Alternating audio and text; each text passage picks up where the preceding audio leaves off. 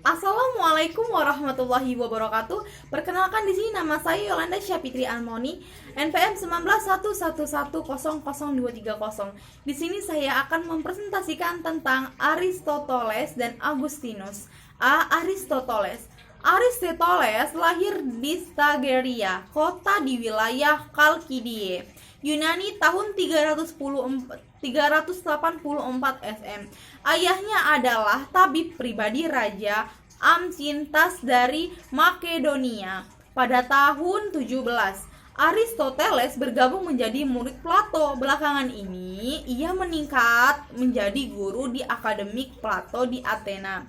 Selama 20 tahun, Aristoteles meninggalkan akademik tersebut setelah Plato meninggal dan menjadi guru bagi Alexander dan Makenodina.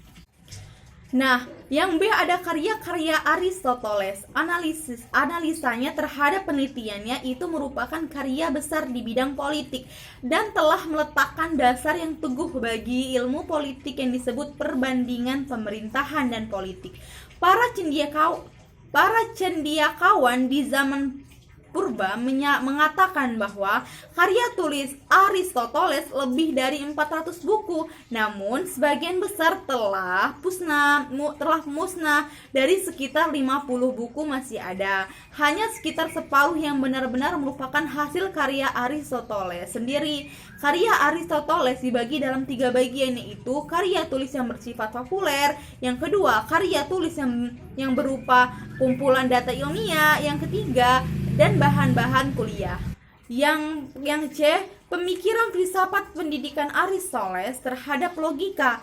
Silogisme Aristoteles sebuah perjalanan logika deduktif yang amat panjang sejak 2500 tahun yang silam. Sejak Aristoteles dilahirkan di Stagiria tahun 384 SM. Namun logika ini akan tetap aktual dalam perjalanan manusia mencari makna diri di alam semesta ini. Bahkan sesungguhnya silogisme Aristoteles lah yang mendasari prinsip-prinsip antropikosmo. Konsep silogisme Aristoteles adalah konsep dasar terkalam. Kesadaran manusia harus menapak awal melihat fenomena alam semesta dan mulai menganalisis keajaiban kehidupan bumi. Dasar logika Aristoteles adalah uraian keputusan yang kita temukan dalam bahasa. Yang keempat itu ada pengaruh pemikiran Aristoteles. Pengaruh Aristoteles terhadap cara berpikir Barat di belakangan hari sesungguhnya mendalam.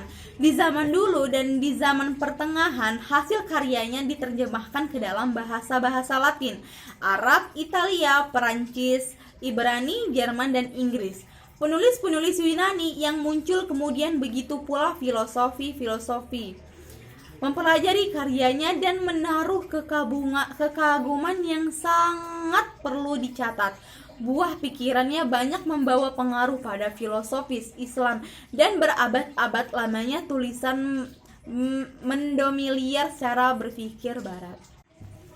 Nah, selanjutnya ada pemikiran Augustinus. Biografi Augustinus. Augustinus lahir pada tahun 384 sampai 430 dan hidup dalam kondisi zaman yang sudah berkembang di wilayah sekitar Laut Tengah sampai sebelah timur Teluk Persia.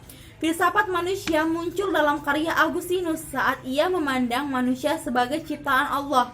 Dalam hal ini, ia menentang ajaran Neoplatonisme yang tidak memakai istilah penciptaan. Nah, cara pemikiran Augustinus ini merupakan seorang figur pusat baik dalam Kristen maupun dalam sejarah pemikiran Barat. Dalam argumen filsafat dan teologinya, dia banyak dipengaruhi oleh Platonisme dalam Neoplatonisme, terutama oleh karya Plotinus.